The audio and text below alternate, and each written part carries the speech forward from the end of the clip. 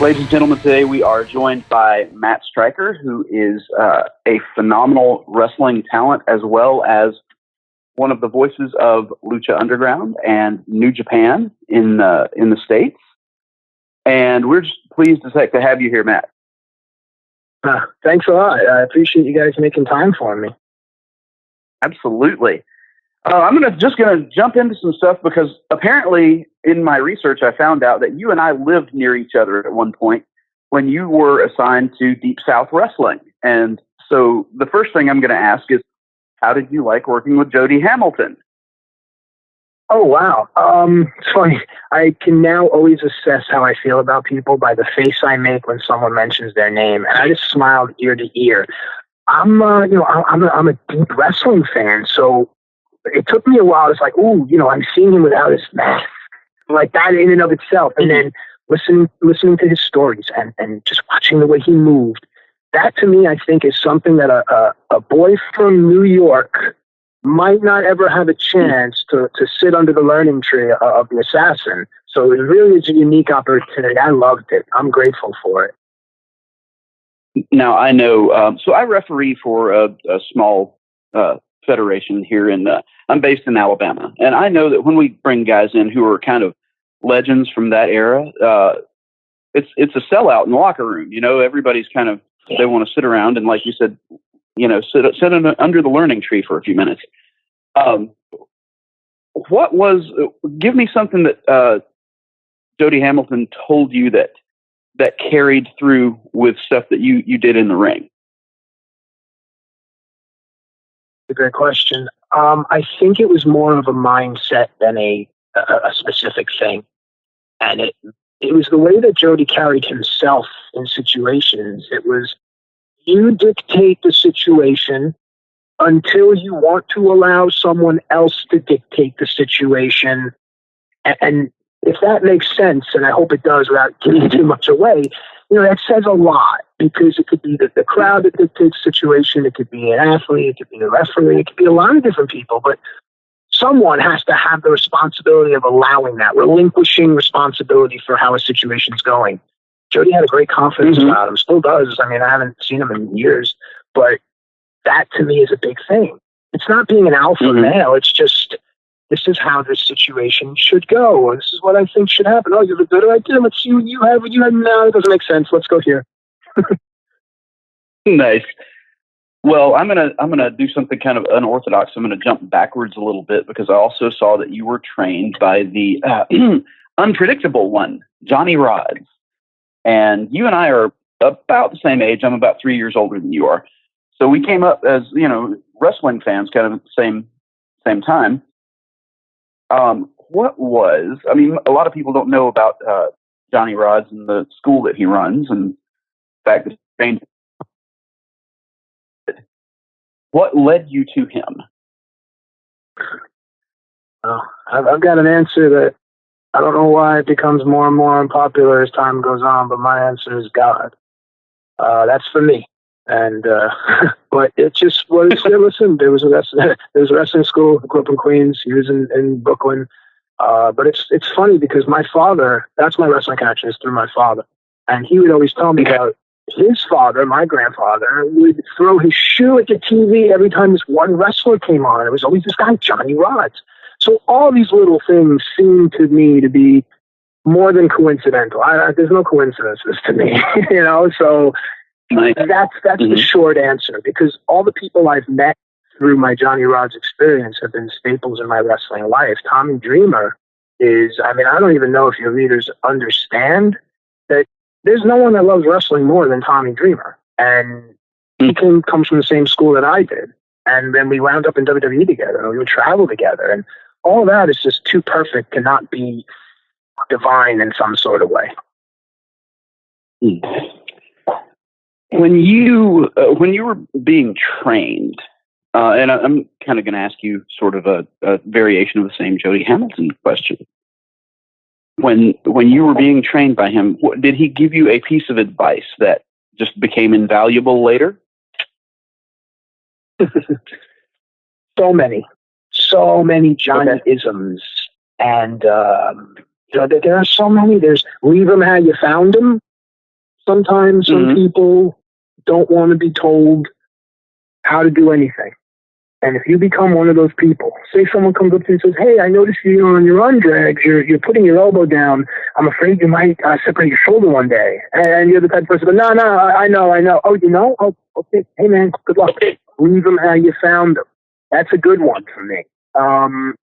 And the best is, it is what it is. Don't try and change certain things. It is what it is. Here's another. "Oh, if you're so great, how come they're not knocking down your door?" Don't walk around thinking that you're the best and that because if you were, they would be looking to sign you up or to use you more. There's a lot. There's a lot. And you took what he taught you, and you were on the indie circuit for what, about 5 years before WWE knocked on your door? Just about, yeah, 5, 6 years. Tell me, what was the process for you to get signed? I know that you had done some things with NYWC and had held their heavyweight title at the time. Was it easier for you to get noticed because you were in the New York area there? Well, actually, the New York area at the time was super duper saturated. The whole Northeast was. There were names: Low Key, Xavier, Reckless Youth, Amazing Red, the SATs. You had everyone up here that were, Trent Ashley, God rest his soul, the Backstreet Boys. These guys were everyone. I guess when you look at it now in hindsight, the reason maybe is because I was completely different. I don't know. I was still new, still fresh, and then I had a story in the newspaper about taking time off from being a teacher to wrestle. And then I had a match against, here it is again, Tommy Dreamer for NYWC. And I had no idea, but after he would go on to become such a thread through the cloak or blanket of my wrestling career, the quilt, the tapestry. So that was the process. But no, I wasn't even looking to get noticed. I was just out there having fun. I know it sounds cliche, but I really was. And I think that resonated. Okay. Now, you brought up a name that a lot of people probably will not remember, but if you were a wrestling fan in the mid to late 90s and you went to any independent shows, or if you got the Torch, or if you got the Observer, I popped for this when you mentioned his name, because I was always like, "Oh, that guy's fantastic." So talk to me a little bit. Did you know him? He apparently fell off the face of the earth at some point as far as wrestling. Wait, you cut out. Who did you say? Did you say Reckless? Yeah, Reckless. I've not. Yeah. I've not. Okay, with Reckless Youth, from last I heard, like Tom Carter. First of all, the first thing is everyone would steal all of his moves. He would have like the coolest moves, and then guys would take those moves and tweak them a little bit. And that was a big thing up in the Northeast, was, who would do what moves and stuff like that. I don't know. I really don't know what happened to him. And it's almost like it tells you people can go on and have a life outside of or after wrestling. And I see a lot of wrestlers where, it's concerning, like, wow, what is that wrestler going to do when he's 55? Does he have Social Security? Does he have a pension? Like, it's a scary thing. So in my head, I'm hoping Reckless Youth has a family and a nice house and a good job and a 401k. He's very happy. Sometimes he watches WWE Network, but he doesn't really pay attention to it anymore. He's a happy guy now. Right. He was just phenomenal to see. In tapes that were traded back and forth in the day, he would do some just incredible stuff that you would not see. And then, a couple of months later, you might see it in WCW or WWE. I think, and you should reach out to this person, but the original idea for the Mikey Whipwreck character, I think, was supposed to be Reckless Youth or Tom Carter to play that role. And for some reason, didn't work out that way, and the guy that became Mikey Whipwreck, it was Mikey Whipwreck. Pretty cool. Very cool. All right, now we're coming to it. Now we're getting into it, where you joined WWE.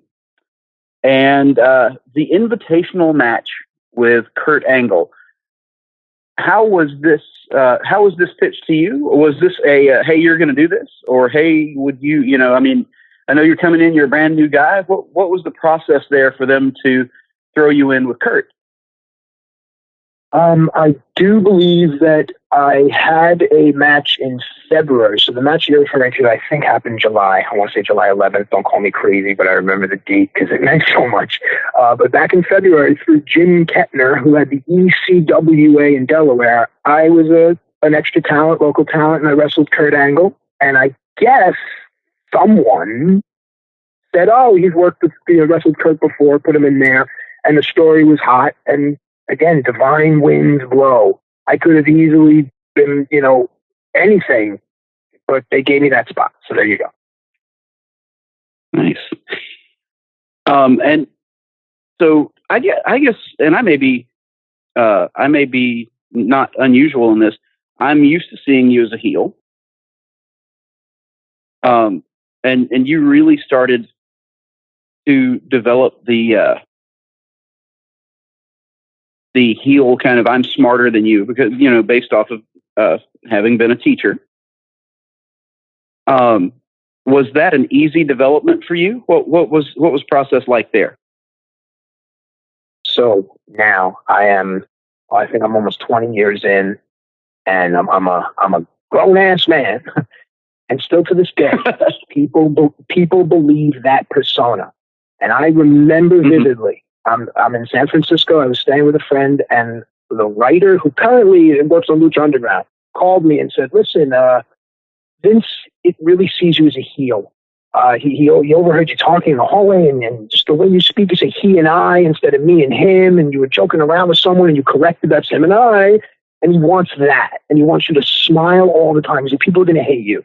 And the next Monday at TV, Vince sat me down and explained, "I hated my teacher."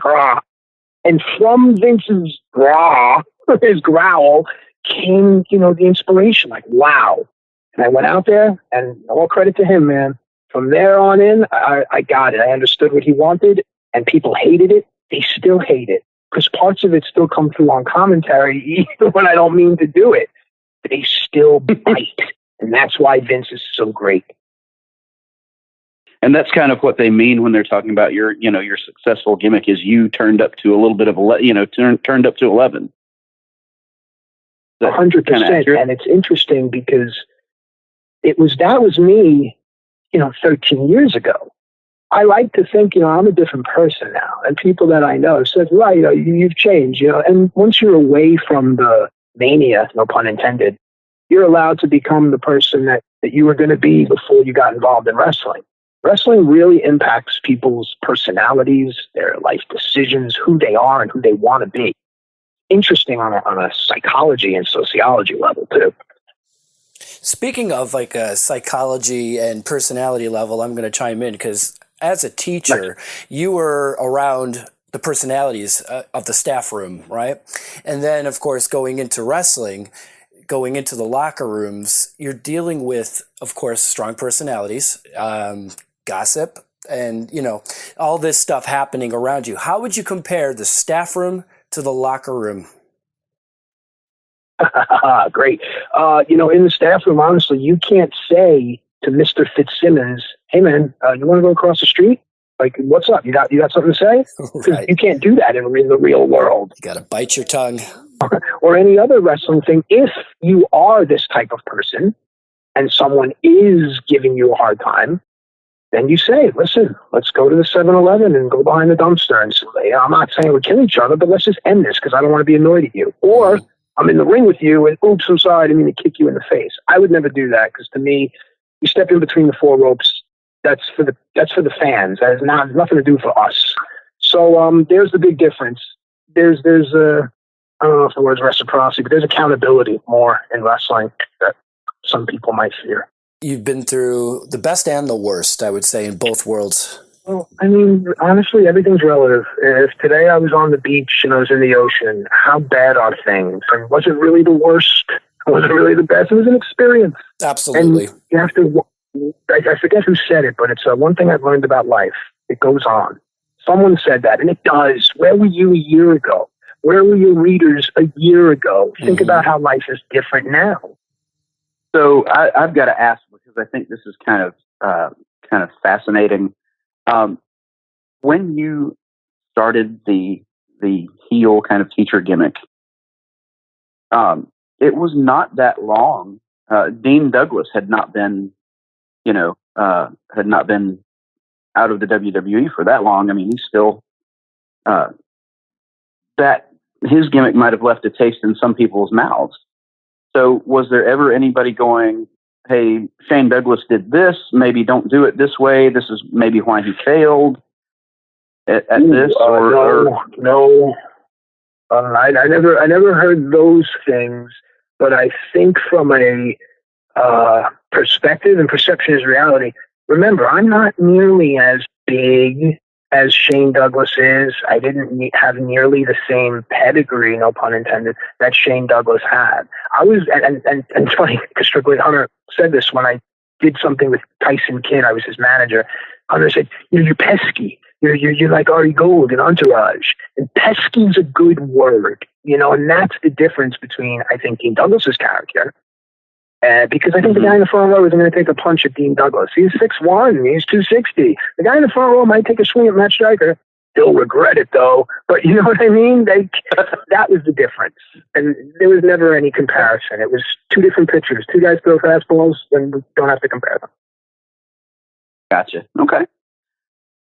All right. Now, there comes a point where you get to go to the newly launched ECW brand. And again, I ask this in an open-ended way, but how was this pitched to you? Was it you're going, or was it, hey, would you like to? Do you have more opportunity here? When to say pitch immediately implies, which we all get it, someone is going to present it to you in a favorable way. They're not going to come to you and go, Vince thinks you should go to ECW. They're going to go, listen, Vince said in the meeting, what are we doing with this kid? You know what? Let's put him on ECW and put him in top tier match. Who knows? But it was presented that, hey, here's this plane ticket and here are these dates to go wrestle. That's all I ever really paid attention to. Maybe if I paid more attention to my status, I might have, I might have been something. But in the end, it was, oh, cool, Duluth. All right, cool. Wrestling Tommy Dreamer. Nice. Oh, cool. Wrestling Balls Mahoney. Cool. Learning, going on the road, going to TV, being on TV, learning. I didn't care what three letters it was. Raw, SmackDown, ECW. Who cares? Mm. How difficult is it? I think a lot of people don't understand, and I don't want to chime in with my experience, but how difficult is it a lot of times when you're laying out your match, to hit your time cues, to know for TV? We're talking about working on television night after night. How hard is that at the beginning, and at what point does it become easier? Well, we started this conversation with the Jody Hamilton discussion, and one of the things that I referenced was allowing situations to just be. I was never very good at, as you say, laying it out, because I don't know. There needs to be a fluidity to the fight, and if the crowd wants to take it somewhere, and my partner and I are willing to allow that, that's a fun little ride. Who knows what this crowd here in Boston on this night is into? Because some nights they're crazy. Versus if I come down to Dothan, Alabama, and I start throwing arm drags and drop kicks, man, we might have a hoot, baby, and let's get some old Southern. I mean, I'm making my fist right now while I'm talking to you. I'm doing my Eddie Gilbert, Jerry Lawler fire up, because that's wherever you are. So that's how I always have been, organic, and let it just go. One or two things we all know is going to happen, fine, but everything else, let's see what we got. I appreciate you dropping Dothan, Alabama in there, because that is where I grew up watching Southeastern and Continental Wrestling almost every week. In the there you go. I should have made a Bullet Bob reference. Then there you go. Absolutely. I got to ask. I mean, and I think that's great. I think that is in some ways we lose a lot of when wrestling is homogenous. And it used to be very, very different in the territories where you had, different guys worked in different ways in different places. So I appreciate hearing that. And I'm gonna ask you to mark out for a minute. Just as a young guy, never. as a young guy at this point in ECW, was there anybody that you were, or even just in your early days in WWE, was there anybody that you were in the ring with that you're like, holy shit, I'm doing this. This is amazing. In ECW or just in WWE altogether? Let's say ECW. Let's say WWE first, and we'll talk about ECW here. WWE altogether. I mean, there are times. I'm going to talk like a regular person. I stood across the ring from The Undertaker. I stood across the ring from Triple H. I stood across the ring from John Cena. I stood across the ring from Shawn Michaels. Like, I have no business being there. There's a kid from Queens, New York, the same kid who has no business knowing who's under the assassin's mask. There's no way logistically that could happen if this was 1985. So those experiences, and then from there, being in the ring, and again, I keep bringing him up, man. It's funny because we just had a huge argument over fantasy baseball, and sometimes I wonder if he's still my friend. But there's so much about Tommy Dreamer. To stand across the ring from him, I don't. It's so hard to explain. You ever meet someone and they're just so passionate about something, and it's infectious. They love a television show, or they love a baseball. You're like, all right, you know what? Let me see what the big to-do is. Tommy just sucks you in wrestling, and he learned from Dusty Rhodes, and Dusty Rhodes learned from Eddie Graham, and oh my God, Eddie Graham, you're into this vortex of wrestling, and it's crazy. Oh, that's great. I love hearing that. There was a matchup that when I was doing research that I laughed at when I saw it, because I don't remember seeing this, and I feel like I would have tuned in for this. But you versus the Sandman. Many a time. That just seems stylistically to be kind of like I won't say a nightmare, but it would have a tendency to be a little bit out of your comfort zone, wouldn't it? Let me tell you. So I was talking to someone, and I said that in my mind, Cody Rhodes must win the NWA World's title at All In. And they were like, why? What do you mean? And I was explaining how there's no more great moments left. They threw Mankind off the cage, and Rock and Hogan did the stare off, and maybe in the future we'll look back at Ronda Rousey to be inspiration. But the moments are fleeting. And the reason is, and NXT is doing such a great job, I think, the generations need to nurture the next generations. Those ECW guys, realize that's almost 30 years ago now. But that generation, they nurtured my generation, and my generation nurtures the next generation.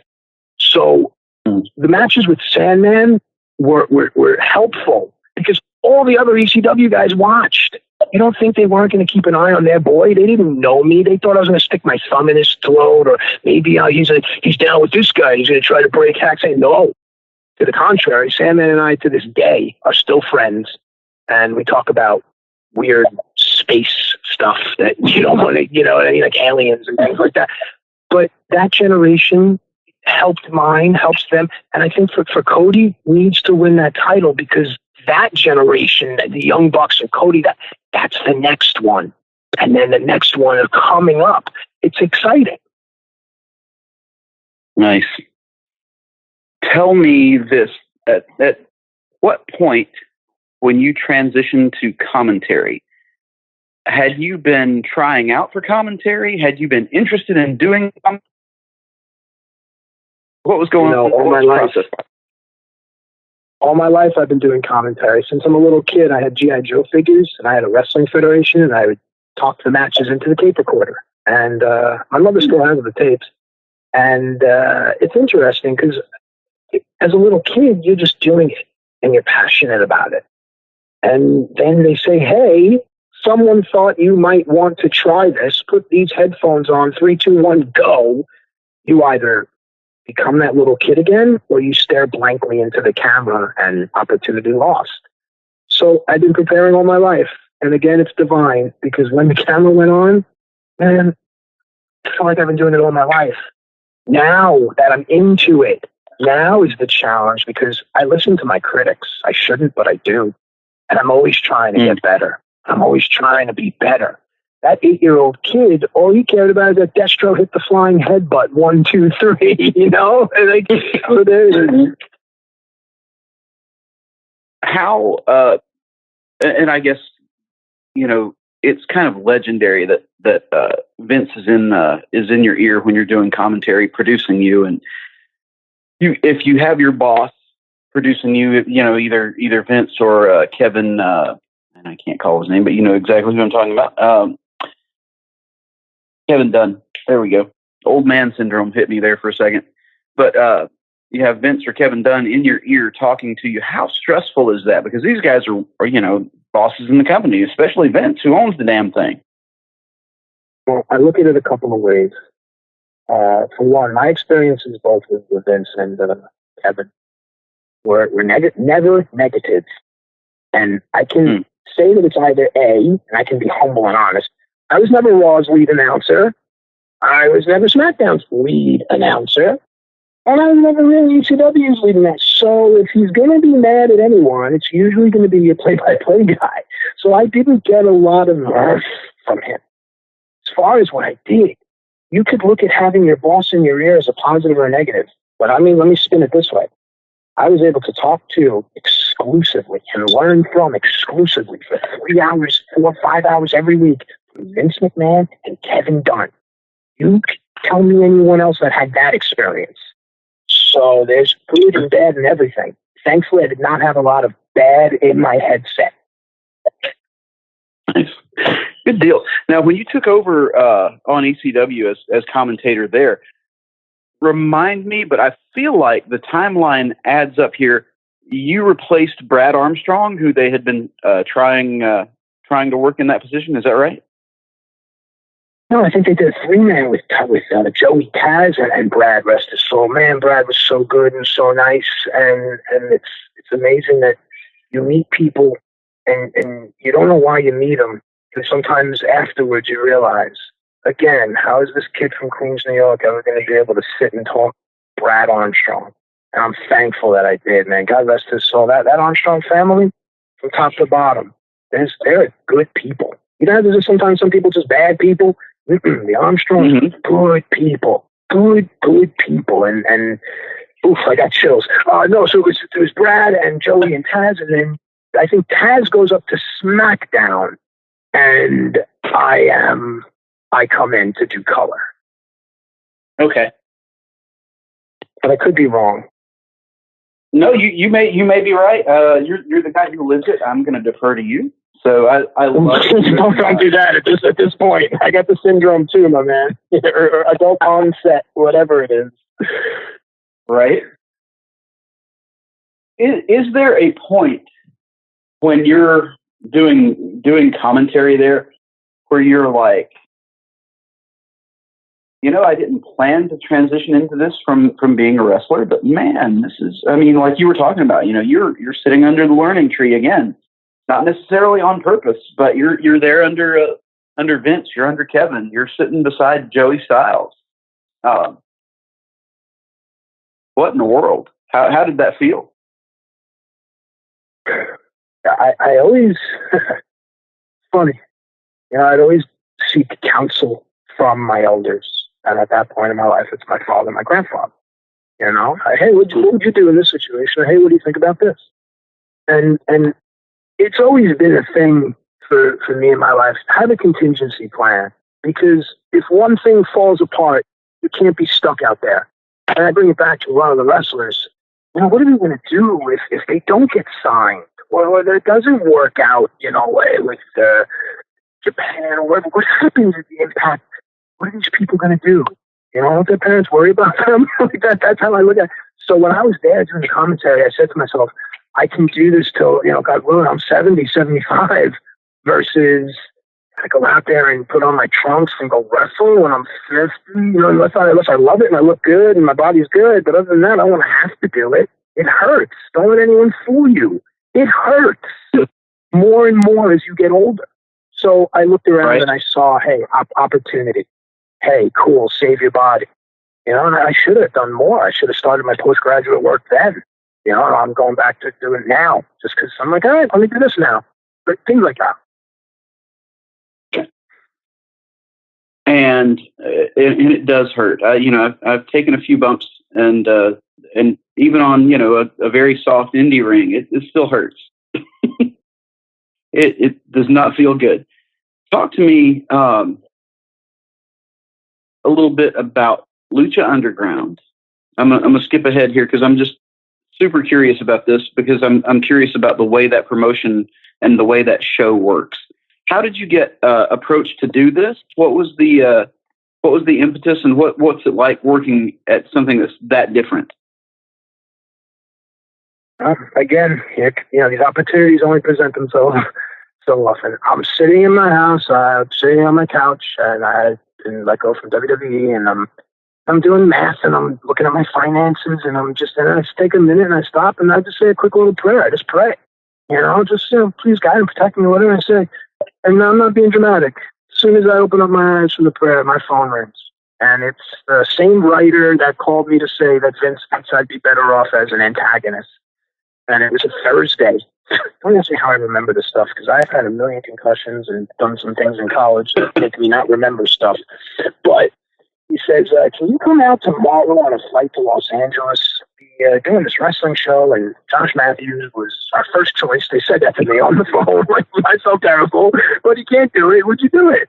And I knew. I just prayed. I just said a prayer. How could I say no? Okay, absolutely, guys. All right, we'll send you a plane ticket. And one thing I've learned, mainly from WWE, but other places, when places are serious, that plane ticket will be there. That reservation will be made. There won't be any dilly-dally. There won't be any what. That's how you are a professional versus not a professional. And I went out there, and the rest is history. I locked eyes with Vampiro. You heard Western, rattlesnake music play. We both looked at each other, and we've hated each other ever since. I know that, Chris Jericho has some not great things to say about Vampiro. How do you find, I'll just ask about your experience. How do you find him working on the series? Funny, because you really shouldn't judge anyone really, but you should only take your own accounts in when reflecting on how you are about a person. You can know too many times, remember in school, all your friends don't like Matt, I don't like Matt either. You and Matt used to be great friends. You played Nintendo together. Now you guys aren't friends? Come on. I can see how Vampiro rubs people the wrong way. I know Ian. I know the guy who has a daughter. I know the guy who moved back to Thunder Bay and moved in with his mom. See, I never really know Vampiro till that camera goes on. And whatever it is about him that people don't like, I don't experience it. I do my job. I don't shut up on that damn show. You know that. He does his thing, and then we're out. But Ian and I get along just fine, because I can say things like, yeah, you're full of shit. Well, don't make me come over there and slap you. It's like a big brother, little brother thing. We talk about music. He plays guitar. I play guitar and drums, hockey. So that's why I think I can get on with him, because I don't know Vampiro. I know Ian. Gotcha. And and he's in a different role now, where he's getting over the product. He's not getting himself over, or he's not trying to. For a change, from what I hear, I hear all kinds of horror stories about things he would do and stuff, and I can see it. I would joke around about him trying to be a glory hog. So yeah, you make a great point there. Mm-hmm. And I mean, it doesn't feel like you had a whole lot of problem, honestly, with that's a mindset that I hear that a lot of wrestlers have, though, is you go from trying to get yourself over to, hey, as an announcer, you have to get the product over. You have to get other guys over. Was there a transition period for you there, or did it just come naturally? You ask good questions, man, because I'll tell you, it's a great point. Everyone's trying to get themselves over. But the minute you learn, you know what? I'm going to put you over. I'm going to make you feel like $1 million. I still win, don't I? Because whether I win or lose, you still want to play with me. People still want to do stuff. So the minute I learned that, it was early on. That's a Johnny Rodz thing. Bill DeMott reinforced it for me, and down in Deep South, Tommy Dreamer again. Put everyone else over. Put the match over. Put the move over. Put the crowd over. Put the ring over. Ow, that hurt. You'll get over in the process. It's so uncomfortable and unattractive when these people put themselves over. Social media is just, it's awful for that. They put themselves over. Let me like you. Don't tell me to like you. It's different. Mm-hmm. Absolutely. I'm gonna jump back here to some time at WWE, and I'm gonna ask a couple of questions. You got a team with William Regal. I mean, this is while you're doing commentary, or you're hosting NXT at this point, and you get to team with Regal. What's going on there? How was that experience?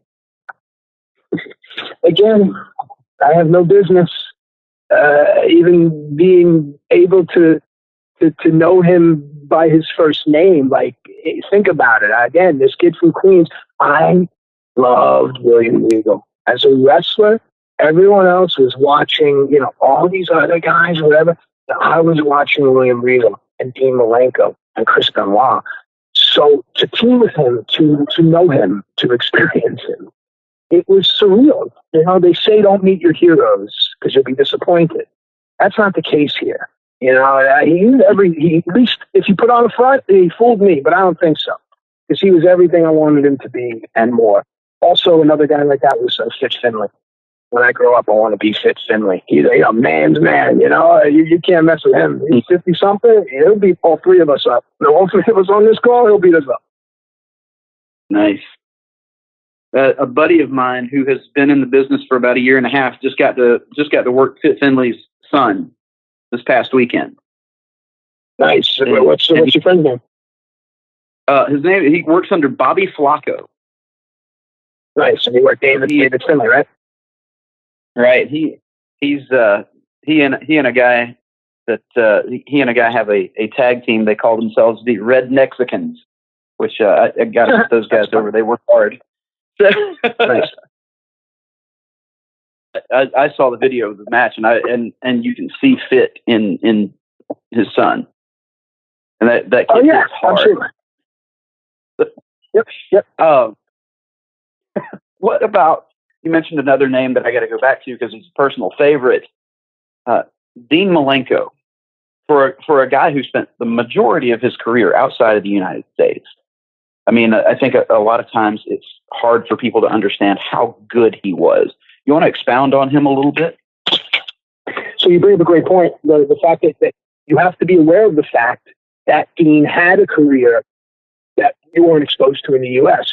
So when you wanted a move or a sequence that you were pretty sure 90% of the people in the building haven't seen, or at least in a while, you'd go to Malenko and say, Dean, listen, if I like to use the arm bar, I like to set up to try to get the submission with the Fujiwara. Any good transitions when I have a guy in the top wrist lock? Because now you're just talking strategy. It's like two baseball players. It's like I don't know, where are you, Alabama? What's the team that you guys would root for down there? Major League Ball. For baseball, Braves. Yeah. The Braves are great. So you don't think that Mike Soraka goes to Julio Teheran and says, hey, man, can you show me how you hold your change up? Things like that happen all the time. So when you can go to Dean Malenko, that's why I would go to Dean for those kind of things. And it's funny because I'll see things on TV and I'll say, I think Dean might have suggested that wrestler do this move. So he was great about that. Nice. Good deal. I love to hear when guys are giving like that. And I'm going to put you on the spot a little bit because it's kind of fun to do that sometimes. I'm going to ask if there was an agent that you did not like working with.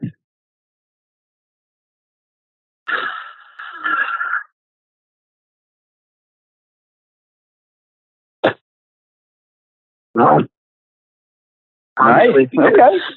No, because I mean, listen, I know it's politically correct, but you got to understand my mentality always was. It's me versus Sandman, and Agent X is the agent. I'm immediately deferring to Agent X. I'm immediately deferring to Sandman. I'm then deferring to the crowd. Remember my mindset? I'm then deferring to anything. I'm always last on the line. So that unless I have intentions going in, I have no reason to creatively not like someone. If someone said, hey, man, what do you say you take 6 backdrops in a row? Well, explain to me where that makes sense, and I'll consider it, and tell me why one doesn't work. And if that debate, I lose that debate, I'm not angry, I'm not bitter. In my mind, you convince me. You're not. I used an extreme example. I'm not going to make one backdrop nonetheless thick. But you know what I'm saying? So, no, not really. One of the things, too, it's kind of interesting you bring up backdrops. I feel like you don't see a lot of those anymore, and I wonder if it's because it's such a kind of hard bump to take. Like, you get up, big guys throw you up way high in the air. And, see, now, I don't know. Our forefathers would say to you, well, actually, the back body drop's one of the easiest and fun bumps to take. And their logic is, the higher up you go, supposedly, I haven't experienced this because I don't really get that too high off the mat, the crash isn't as painful. It's those short, quick snapback ones that you see in a lot of matches. Those hurt. The back body drop in the 70s and the 80s, when it was done correctly and beautifully, it was a breeze, and it always got a ooh and ah. The back body drop of 1977 is the moonsault or super kick of 2018. That's all. Nice. Okay. All right. I'm going to ask you real quick about your. At this point, you've done commentary on Raw, on SmackDown, on ECW. You go to NXT. You're working commentary, and you're wrestling a little bit there too. In 2013, pretty much middle of the year, WWE decides not to renew your contract. How are you told? Well, I was on my way up there to renegotiate my new contract. I put on a suit. It's that scene from Goodfellas, man. I don't know if you remember it. Joe Pesci walks in, he looks around, shit, he knew he's getting left. I put on my suit, I drove up there, went up, the person I'm supposed to meet, you can't meet him, he's not here, but I'll tell you what, you'll meet with this person, and then that's the death walk, man, because I knew right away. They brought me in, and he was a fairly new executive there, and he broke the news, and they brought in a third person. I think that's a corporate thing to do. You always want a witness there. But what if I lost my mind and stabbed him in the neck with a letter opener? Not that I had to start. I'm just saying. So, and I went in my car, and I called the guy from talent relations, and I was like, do you know about this? He's like, no, we were just talking about this position that we were going to give you, whatever. Even if he did or he didn't, who knows? Man, I'm not afraid to admit it. And again, I'm a grown-ass man. I cried. Boy, I sat in my car and I cried. And I drove home. And, your mind starts racing. What am I going to do? What am I going to do? And I'm a faith guy. So immediately, you go to God right away. And that's how that went down. It was just such a right hook out of nowhere. Out of nowhere. Why'd I have to drive all the way up there and put on my suit? Couldn't you have called me and told me? Like, come on, why didn't we go over? That was my big thing. Like, I could have went home. It's nice there. I could have went to the beach. Nope. So that was it. And now that was 5 years ago. And here we are. That's a great question. Something? I think actually the pants were ruined because I put them in like the washing machine or the dryer. So no, I don't think I have. Good for you. Well, I mean, you did not spend a ton of time on the indies. You did not spend. But let me rephrase that. You didn't spend a whole lot of time unemployed here. You're working for the next year. You're working for Lucha Underground, and then you get the gig with New Japan. So no, I mean, don't woe is me. I mean, yeah, opportunity came because that's the beauty of professional wrestling. And it's just, it's rough because if you're not on television, I don't care how good you are, really people don't know about you. That little kid in Walmart wearing that Roman Reigns t-shirt, he has no idea about you. And that's where a lot of the money is. And even if it's crazy when you look at it, being on TV, that makes all the difference in the world. Mm. Absolutely, I get that. So we've covered a little bit about Lucha, but I gotta ask about New Japan. There is probably no hotter promotion in the world right now than New Japan. I mean, it's enormous right now. What the things that they're doing, it's incredible. What are you seeing there in the ring as a professional? What are you seeing in the ring that impresses you in New Japan? Well, I appreciate you calling me a professional. I laughed. I was sipping lemonade. So that's a great question. You have to look at every single wrestling company as a company or a corporation as you would on the stock market. So what New Japan is looking to do is to create a product that they can sell here in the States on a widespread platform that can somehow take chunks of WWE's revenue. Right? WWE, if you notice, big new deal with Fox covers them. Huge new deal in the Kingdom of Saudi Arabia covers them. Huge deals across Europe covers them. It's almost as if New Japan is looking and saying, there's a piece of the pie for us. But they have to try to modify their product. For me, I think that New Japan Wrestling from 1977 stands up today. It still holds up because it had validity. But I'm noticing just different colors, different sets and backgrounds, yet they still find a way to maintain the integrity of what that lion means, of what New Japan Pro Wrestling means. If they can do that and balance so carefully this line and market this product, they most definitely can take some of the pie that is available here in the U.S. Nice. I think there's definitely a market for it. It's it is such a different product in many ways to WWE, although it is comparable a lot of times to NXT. Do you think, and this is just an opinion, and if you don't want to weigh in on this, feel free. Do you think one of the reasons that WWE is pushing NXT as hard as it is because is to draw kind of viewers away from the New Japan experience that they might be able to get? I may have worded that badly, but NXT, is WWE pushing? Go ahead. I thought of something in my head and it left me. Go ahead. Okay. Well, I'm trying to rephrase that question and make it an actual good question as opposed to the garbage that came out of my mouth. So I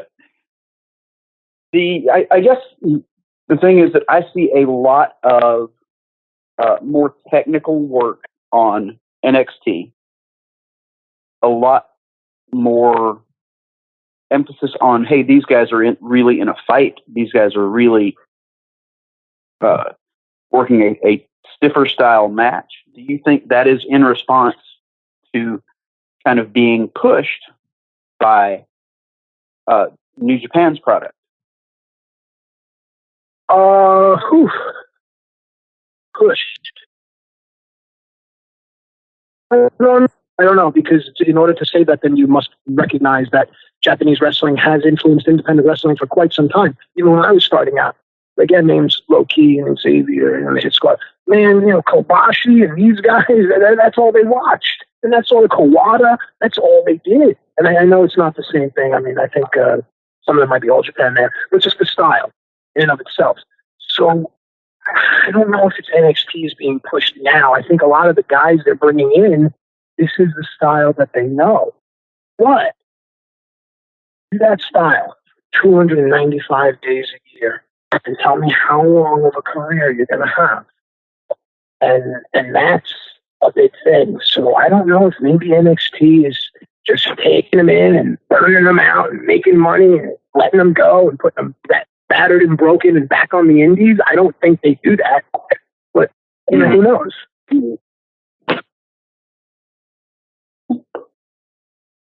What? Well, I'm gonna ask you probably a staple question here that I kind of go to for folks, but this always ends up bringing out good stories.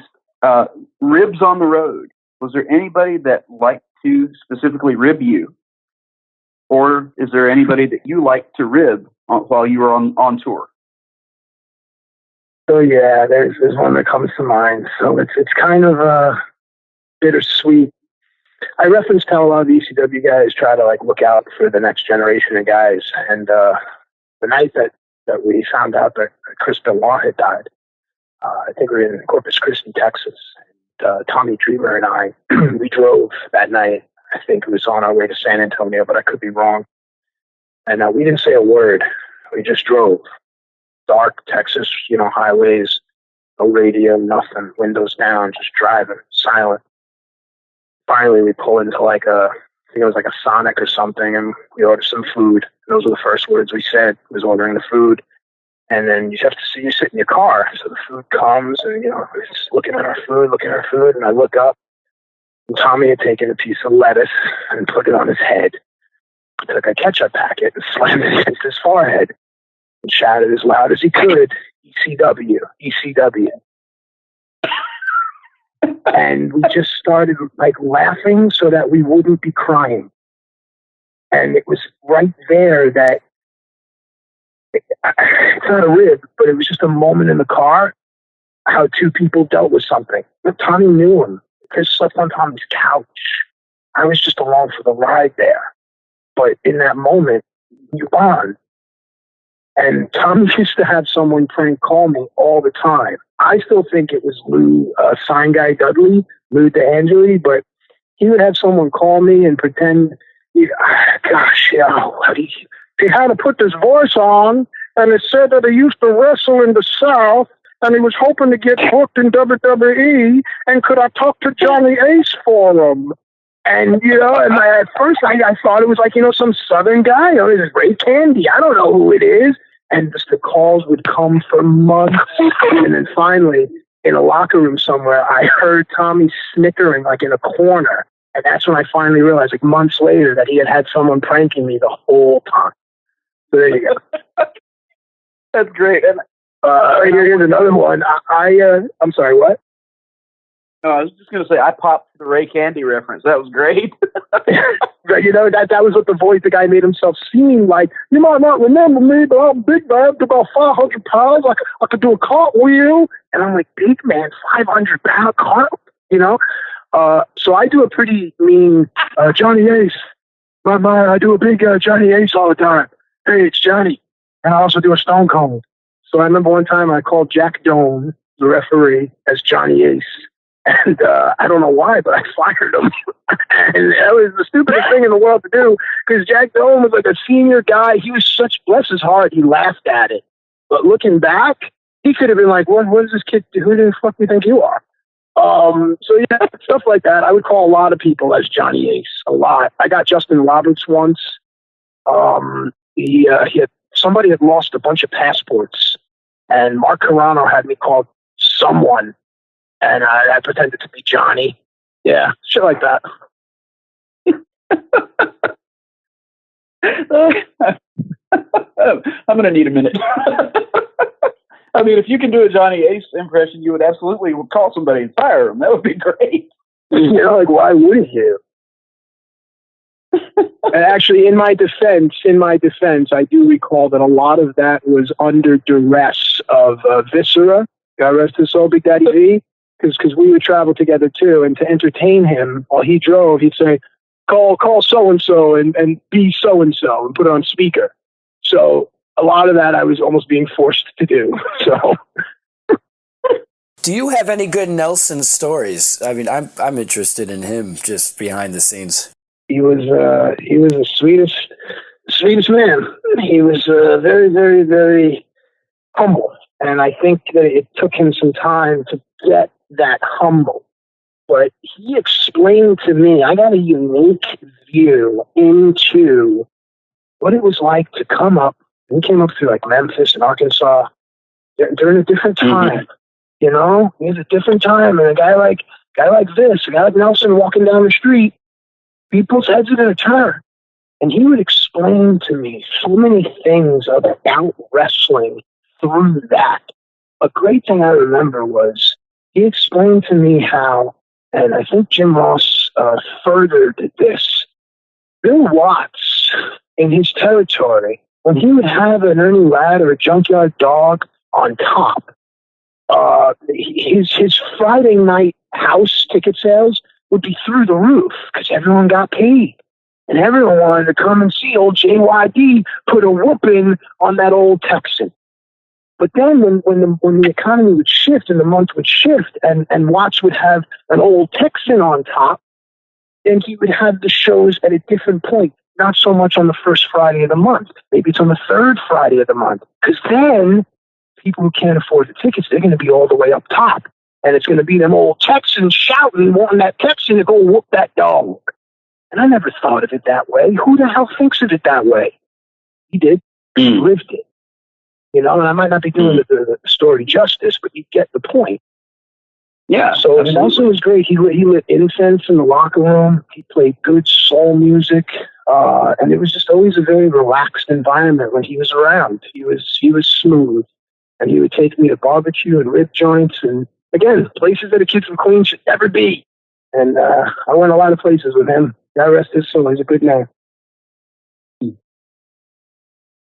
Well, no, I know probably a ton of people have asked you about this, but I am going to, now that I have recovered myself after my laughing fit, just on a serious subject, because you broached it. I wasn't going to bring it up because it's a tough memory for a lot of people. But what was the mindset in the locker room after Chris Benoit passed, after you guys found out that he was dead and had murdered his wife and child? I remember I let out the least masculine cry ever. It was like a whoa, because it like hit me in the stomach. I retreated down a corridor. I'm a loner. When I'm Matt Stryker, I could be the life of the party. When I'm just Matt, I'm not antisocial, but I'm just kind of awkward. So I'm okay being alone. I just wandered the halls a little bit. And as I made my way back to where everyone was, like people were just leaving. Everyone, they said, you can leave if you want to leave. Those that want to stay, can stay. And I don't think we did the show that night. And people were leaving, but there was anger in the air. I remember thinking that, like, well, where's that anger? Who's angry? And from there, it was just silence. And like I said, that's how I was carried over into the car, carried over for 100 miles down a dark Texas highway. Everyone processed it their own way, but I just recall everyone leaving and then getting into the car and just silence. I remember as a fan back then, just disbelief, you know, because he at the time was probably my favorite wrestler. I mean, I was so proud that he had done well and had been, you know, main eventing and had been world champion and whatnot, you know. And there was just disbelief that number one, that had happened, and then as the details came out, even more disbelief. So I'm sure you guys had a ton of. The one thing I can take from being, I guess, on the fringes of the inner circle when that happened is that, and it still resonates to this day, but I guess we've all become numb to it. Not everything that you see and hear is always exactly what it is. And then people it's a game of telephone, you know, your neighbor tells you this and this person puts this on social media, and then all of a sudden it becomes, hey, did you hear? You know, Matt Stryker's an alien. Wait, what? No, it's that he helped out an immigrant. You know what I mean? It's like, what are you saying? So a lot of the stuff that was like on the news a lot of us are looking at each other and we're like, that can't be, or wait a minute, that doesn't make sense. So it is what it is, like Johnny Rod says. Well, I know that I have kept you for about an hour here. Thank you so much. Oh, I've been having a great time. All right. Do you have anything to plug? Anything coming up? Any Matt Stryker appearances to let us know about? No, but with this time, I would love to plug the fact that there's really now two types of wrestling out there, and people have a choice. And to the fans of places like Lucha Underground and MLW and House of Hardcore and Impact, Ring of Honor, understand that the wrestling community appreciates you and values you. So every time you go to these independent shows, or you're watching Lucha Underground on Netflix, you buy a House of Hardcore t-shirt, someone somewhere appreciates that. And as wrestlers, we hope to continue to entertain you. And as a commentator, I hope to continue to annoy each and every one of you. So there you go. And if fans wanted to find you on social media, could they follow you on Twitter or Instagram? Yeah, Twitter I have. It's @Matt_Stryker_. I will never try to sell you my t-shirt. I will never try to sell you anything. But you will get some silly observations if you like it, and a lot of beach pictures. Nice. Thank you so much for your time, man. It was a blast. Thanks. I enjoyed it, man. Definitely one of the better ones I've done in my time. Thank you.